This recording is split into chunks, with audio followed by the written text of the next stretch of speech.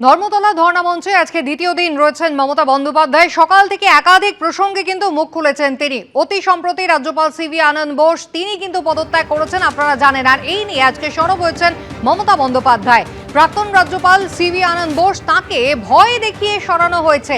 বর্তমান রাজ্যপালও বিজেপির প্যারেড করা ক্যাডার। ধর্মতলার ধর্ণা মঞ্চ থেকে ঠিক কি বললেন মমতা বন্দ্যোপাধ্যায় দেখুন।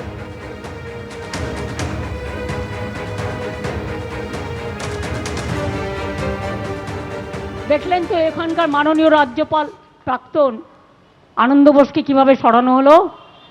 কেন সরানো হয়েছে আমি সব জানি, ভয় দেখিয়ে। রাজভবনটা বিজেপির পার্টি অফিস হবে, ওখান থেকে টাকা বিলি হবে। আর যাকে নিয়ে এসছেন তার বিরুদ্ধে আমি যেটা শুনেছি এখনো পর্যন্ত, তামিলনাড়ুতে যখন তিনি ছিলেন, সুপ্রিম কোর্টে অনেক কমেন্টস তাকে শুনতে হয়েছে। তিনি কোনো কাজ করেন না বিজেপি ছাড়া, বিজেপির একেবারে প্যারেড করা ক্যাডার। শুনুন, বাংলা কিন্তু অন্য। তামিলনাড়ুতে যা করেছেন রোজ তামিলনাড়ুতে স্ট্যালিনদের জবাব দিতে হয়েছে, প্রতিদিন বেচারারা ফেস করেছে। বাংলায় ভোটের এক মাস আগে কেন চেঞ্জ করলেন?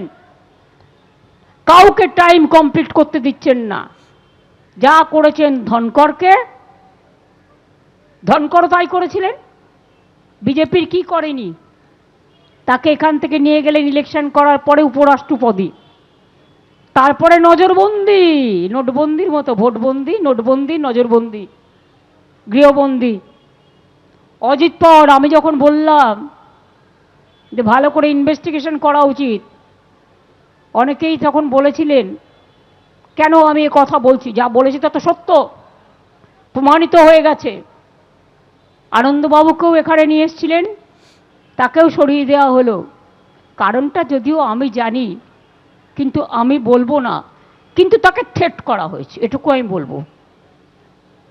অনেকে তো চায় না রাজভবনটা বিজেপি পার্টি অফিস হোক, ওখানে বিজেপির টাকা ডিস্ট্রিবিউশন হোক, সবই তো করে। এরা নৈতিকতা মানে? যারা দিল্লিতে এখন বসে আছে এরা তো মোহাম্মদ বিন তুগলকের জ্যাঠামশাই। প্রাক্তন রাজ্যপাল সিভি আনন্দ বোস তাকে ভয় দেখানো হয়েছে, থ্রেট করা হয়েছে, এমনটাই অভিযোগ আজকে ধর্মতলার মঞ্চ থেকে করলেন মমতা বন্দ্যোপাধ্যায়।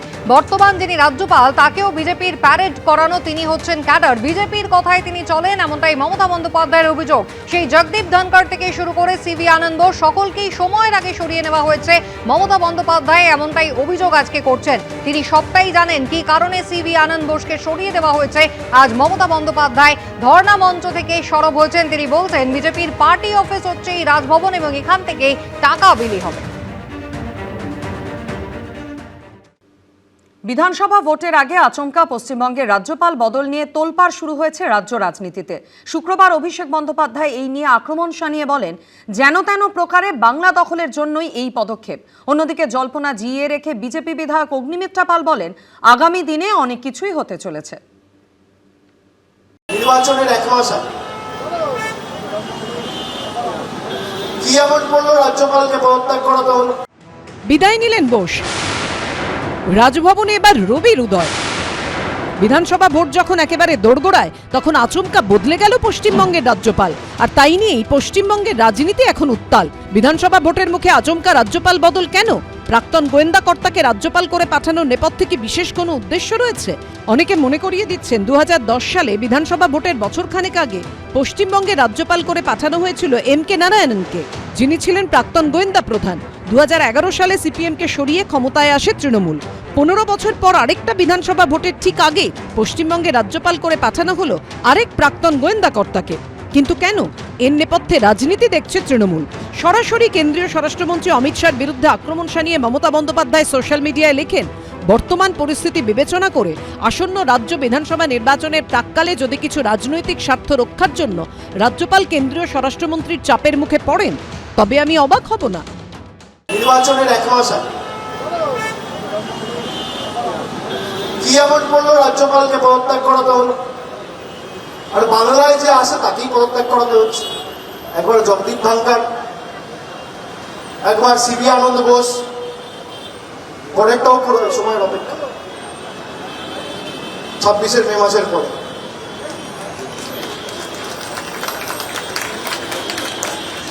কি এমন হলো? তার কারণ যেন তেন প্রকারে বাংলা দখল করতে হবে। তোমার কাছে রাজ্যপাল, তাও তুমি বাংলা দখল করতে পারছো না। Boycott BJP, boycott BJP, boycott BJP. এদের বয়কট করুন, সামাজিক বয়কট করুন। যাকে নিয়ে এসছে সে নিজে একটা পুলিশের অফিসার ছিল, সে বহুত খতরনাক লোক আর কি। খতরনাক এই সেন্সে ডিস্টার্ব করার ক্ষেত্রে আর কি।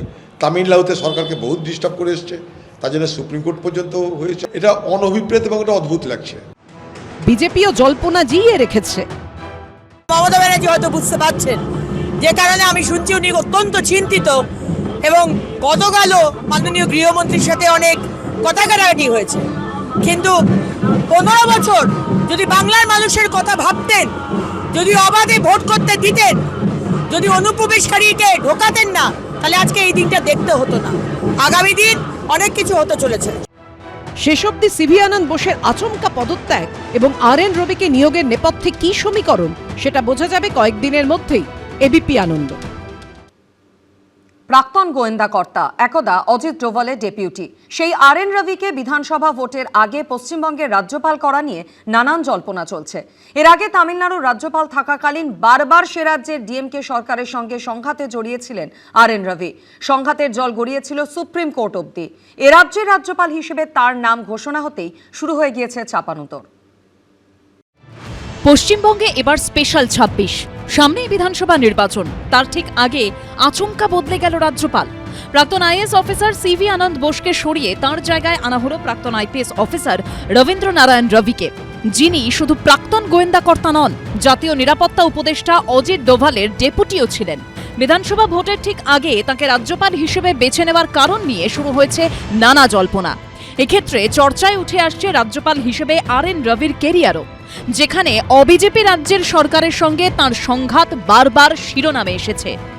দালাল আনন্দ বোসকে নিয়ে এসেছিল রাজ্যপাল, তিনি আবার মুখ্যমন্ত্রীর কাছে হাতে করে নিয়েছেন। এখন আবার আরেকটা কাউকে নিয়ে আসবে, সেও দালালের ভূমিকা পালন করবে। পশ্চিমবাংলায় রাজ্যপাল করে দিল্লি বিজেপির হয়ে কাজ করবে, RSS এর দালালি করবে, এমন লোক খুঁজে বেড়ায়, এবং সেই কারণে এখন আবার নতুন লোক নিয়ে এসেছে। পশ্চিমবঙ্গের আগে RN রবি তামিলনাড়ুর রাজ্যপাল ছিলেন, যেখানে ডিএমকে এবং কংগ্রেসের জোট সরকার। 2021 সালে দায়িত্ব নেওয়ার পর থেকে তামিলনাড়ু বিধানসভায় পাশ হওয়া একাধিক বিল এই RN রবি আটকে রেখেছিলেন। রাজ্য সরকার বারবার অভিযোগ করে রাজ্যপাল ক্ষমতার অপব্যবহার করে বিল আটকে রেখেছে। এ নিয়ে জল গড়ায় সুপ্রিম কোর্ট অবধি। 2025 সালে সুপ্রিম কোর্ট রায় দেয়, রাজ্যপাল RN রবি যেভাবে 10টি বিল আটকে রেখেছেন তা অবৈধ এবং স্বেচ্ছাচারী। 2023 সালের গোড়ার দিকে পোঙ্গল উৎসবের আমন্ত্রণ পত্রে তামিলনাড়ুর নাম তিনি লিখেছিলেন তামিজগম।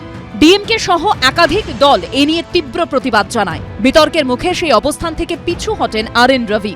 2023 সালে ডিএমকে সরকারের মন্ত্রী সেন্থিল বালাজিকে ইডি গ্রেপ্তার করার পর একতরফাভাবে তাকে মন্ত্রীর পদ থেকে সরিয়ে দিয়েছিলেন রাজ্যপাল RN রবি। এছাড়া কখনো তিনি বিধানসভায় ডিএমকে সরকারের তৈরি করে দেওয়া পুরো ভাষণ পাঠ করেননি, কখনো আবার সরকারকে এড়িয়ে বিশ্ববিদ্যালয়ের উপাচার্যদের সঙ্গে বৈঠক করেছেন। জানিয়ে রাজ্য সরকার এবং রাজ্যপালের মধ্যে তীব্র সংঘাত এবং বিতর্কের আবহ তৈরি হয়েছিল। এবার সেই RN রবিকেই ভোটের মুখে পশ্চিমবঙ্গের রাজ্যপাল করে পাঠালো কেন্দ্রীয় স্বরাষ্ট্র মন্ত্রক। তিনি আসছেন মিস্টার রবি, উনি অজিত ডোভালজির ডেপুটি ছিলেন NS এর, এবং আগামী দিন কি হতে চলেছে আমি বুঝতে পারছি না, কিন্তু মমতা ব্যানার্জি হয়তো বুঝতে পারছেন, যে কারণে আমি শুনছি উনি অত্যন্ত চিন্তিত। তামিলনাড়ুতে PhD গবেষণারত ছাত্রছাত্রীরা ওনার হাত থেকে সার্টিফিকেট নিতে তারা অপারগতা জানিয়েছিল, কারণ উনি এমনভাবে রাজ্যের স্বায়ত্তশাসন খর্ব করেছিলেন, তামিলনাড়ুর ছাত্রছাত্রীরা ওনার বিরুদ্ধে বিদ্রোহের রাস্তায় নেমেছিল। তো এই যার অতীত অভিজ্ঞতা, তিনি এ রাজ্যেও যে বিজেপির দালালি করবেন এটা বোঝার জন্য কোনো রাজনৈতিক পণ্ডিত হতে হবে না। আচমকা বোসের বিদায় এবং রবির উদয় কি পশ্চিমবঙ্গের রাজনীতির জন্য বিশেষ তাৎপর্যবাহী, সেই উত্তর দেবে সময়। বিটন চক্রবর্তী, শিবাশিস মৌলিক ও ঐশী মুখোপাধ্যায়ের রিপোর্ট, এবিপি আনন্দ। এবিপি আনন্দ, এগিয়ে থাকে, এগিয়ে রাখে।